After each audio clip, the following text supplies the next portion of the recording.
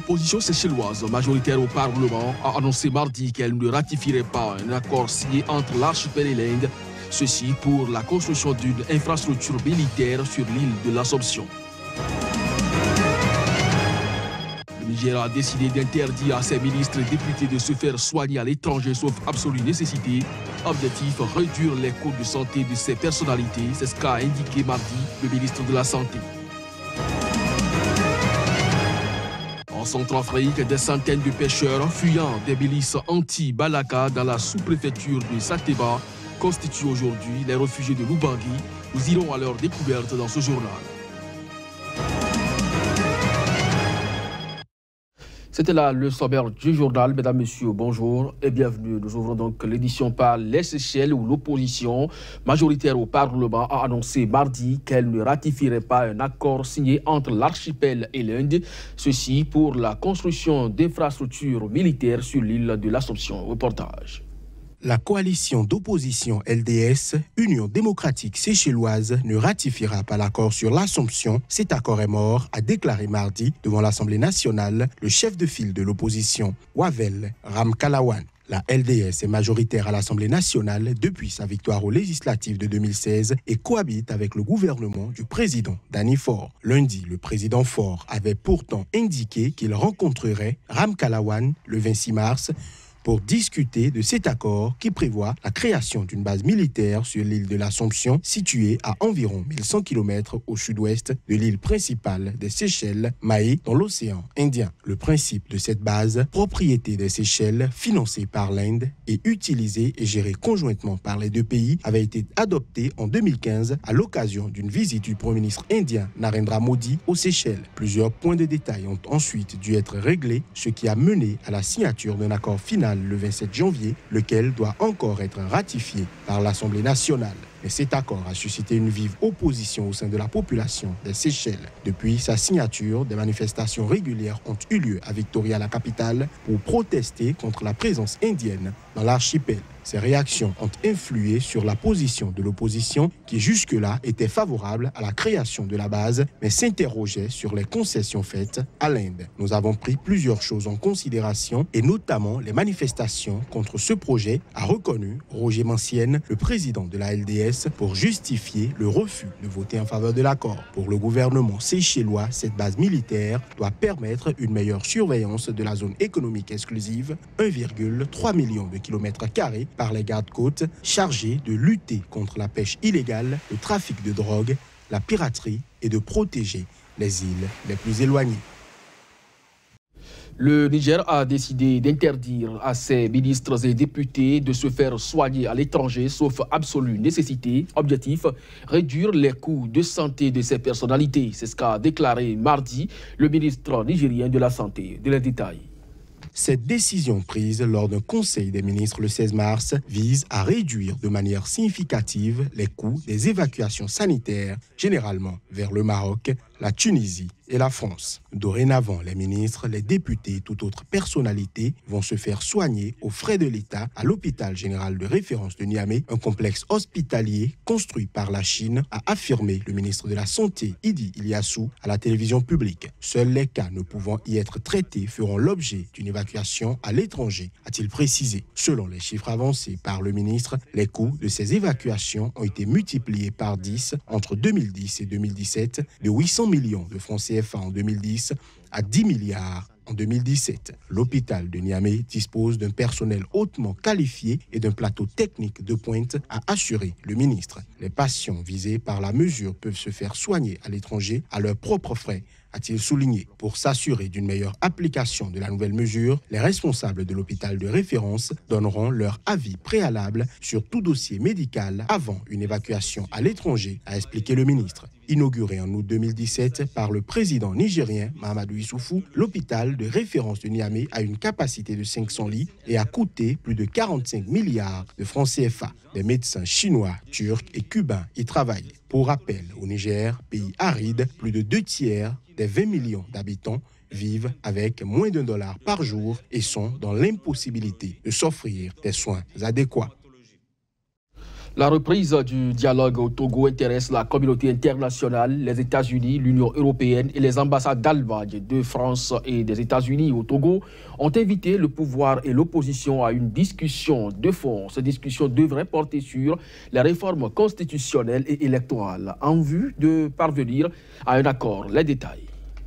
Dans une déclaration commune publiée lundi soir, les acteurs de la communauté internationale demandent aux protagonistes de la crise qui secoue le pays depuis plus de 6 mois de dépasser leur position de principe. La coordination appelle les partis à s'engager sans délai dans l'intérêt de tous les Togolais dans une discussion de fond sur les questions constitutionnelles et électorales afin de parvenir à un accord sur les réformes, assure le communiqué. Entamé le 19 février sous la supervision du président ghanéen Nana Akufo-Addo, le dialogue a été aussitôt suspendu après la deuxième séance tenue le 23 février. Selon des sources proches des pourparlers, les débats ont achoppé sur le retour à la Constitution de 1992 qui implique une limitation à 2 du nombre de mandats présidentiels. La coalition de 14 partis d'opposition refuse que le président togolais se représente au scrutin de 2020, ce que souhaite le parti présidentiel. Faure Singbe en est aujourd'hui à son 3e mandat, ayant été réélu lors de scrutins contestés par l'opposition en 2010 et en 2015. Les Nations Unies, l'Union européenne et les ambassades d'Allemagne,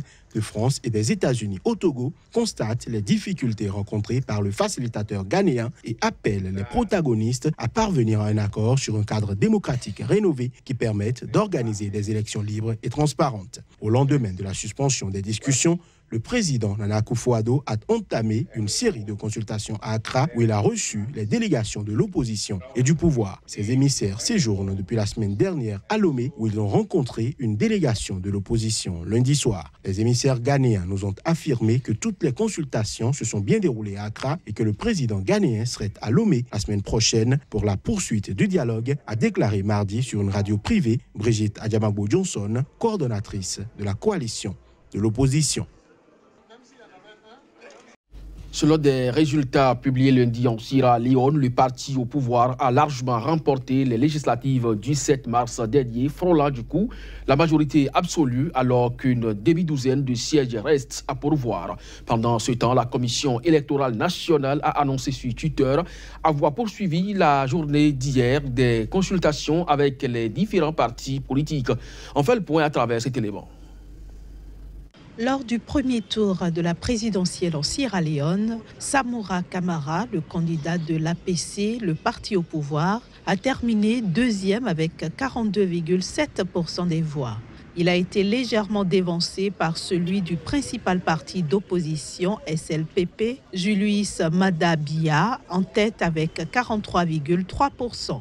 Mais lors des législatives à un tour qui se tenaient le même jour, c'est l'APC qui est sorti vainqueur. Le parti au pouvoir a frôlé la majorité absolue en remportant 63 circonscriptions contre 46 pour le SLPP. 2 partis récemment créés, la Coalition pour le changement et la Grande Coalition nationale, ont respectivement obtenu 8 et 4 sièges, pendant que 4 députés ont été élus sous l'étiquette indépendant. Ces résultats, il faut le préciser, portent sur 125 des 132 circonscriptions que compte le pays. Dans une circonscription de la région ouest, les électeurs devront à nouveau voter pour élire leurs députés le 27 mars prochain en raison de l'absence de photos d'un candidat sur les bulletins de vote. Par ailleurs, après des allégations d'irrégularité, un nouveau dépouillement des bulletins a été ordonné dans les 6 circonscriptions de Falaba, dans le nord du pays, un fief du parti au pouvoir. Parlons déplacés de guerre cette fois en saison sèche. Le fleuve Ubangui qui borde le sud de la Centrafrique se tarit, dévoilant son vaste lit où émerge un réseau d'îlots éphémères habituellement désertes. Des centaines de pêcheurs s'y sont installés, fuyant les milices anti-Balaka qui les harcèlent dans la sous-préfecture de Satéba, dans le sud-est du pays. Ces déplacés de l'Ubangui viennent s'ajouter aux quelques 694 000 déplacés en Centrafrique. Un reportage. Comme chaque jour, Mathias s'installe sur sa pirogue pour arpenter le fleuve Ubangui à la recherche de poissons. Mais depuis décembre, il ne pêche plus dans la zone qu'il connaissait. Il a dû fuir à Bagobolong 2, 300 km en aval du fleuve, pour éviter les harcèlements des anti-Balaka, une milice de la sous-préfecture de Satéma, dirigée par un certain Joseph Korogo. Comme lui, ils sont près de 500 à s'être installés dans des huttes de fortune, sur les îlots qui font face au village. Ces petits-là. Ce qui m'a énervé, c'est que cet homme, Korogo, a détruit l'école et l'hôpital. Lui, le Korogo, s'il voit une pirogue en train de passer, il envoie ses hommes pour ramasser tout ce qu'il y a dans la pirogue. Lui, quand tu passes dans le village, il te prend de force pour te vacciner avec des lames de rasoir. Et si tu refuses, il te brime.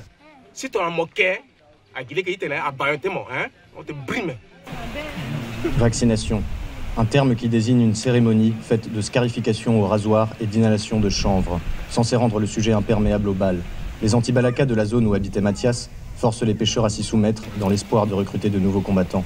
Cet homme en porte toujours les stigmates. Enlevé sur sa pirogue, il a été ligoté, vacciné pendant 3 heures, racketté et tabassé, avant de s'enfuir.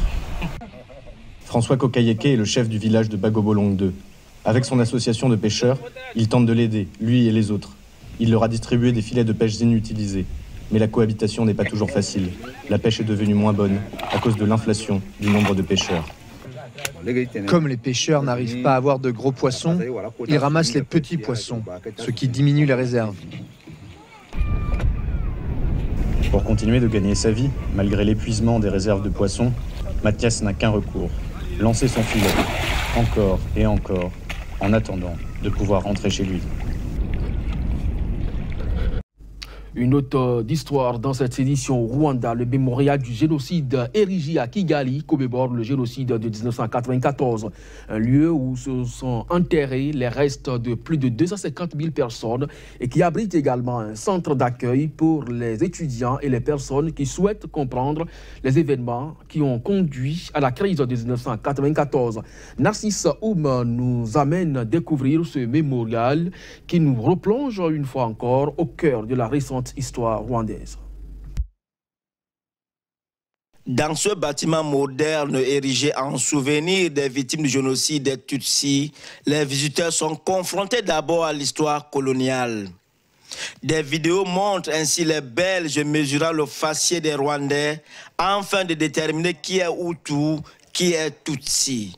La galerie suivante décrit le génocide et la monstrueuse efficacité du plan d'extermination. Les images vidéo sont terrifiantes. Elles montrent les tueurs en action, des blessés demandant grâce à leurs bourreaux, des crânes et ossements empilés. Plus loin, les photos des héros, ceux qui ont péri de leur vie et ont caché les persécutés. Et puis, des centaines de photos de victimes de génocide à l'époque où ils étaient en vie, heureux, insouciants, peut-être. De ces victimes, il ne reste plus que des ossements, leurs vêtements, quelques objets. Le plus difficile est à la fin, le mémorial des enfants. 14 grandes photos montrent autant d'enfants en train de jouer ou de dormir, ou sur chacun d'eux, leurs dernières paroles, leurs talents, leurs rêves et comment ils sont morts. À la sortie du mémorial, les visiteurs peuvent glisser un billet dans l'urne pour aider les rescapés. Une visite traumatisante qui ravive la douleur des nombreux visiteurs. Pendant le tournage, une délégation composée des ministres de la Santé de Lesotho, de l'Angola et du Rwanda visitait le mémorial de Gisozi. Les ministres ont déposé une gerbe de fleurs en hommage aux victimes après avoir découvert les expositions du mémorial. Celles-ci ont laissé des messages sur le livre d'or. Gisozi est un lieu pour réaliser ce qui s'est passé, se souvenir et se donner le courage d'agir pour que jamais plus la barbarie ne reprenne le dessus selon ce rescapé. J'ai perdu mes palas, j'ai perdu mes chers, mes collègues, voilà. J'ai vécu toutes les conséquences du génocide et je vis avec les contraintes du génocide. Ouvert en 2004, à l'occasion du 10e anniversaire du génocide, ce mémorial abrite les restes de plus de 250 000 victimes de génocide tuées à Kigali et dans les alentours. Tout ça, c'est l'Afrique. Mesdames, Messieurs, c'est sur cette information que nous refermons cette édition. Merci à vous de nous avoir suivis. L'information se poursuit sur Stika et ses différents sites. Restez câblés donc.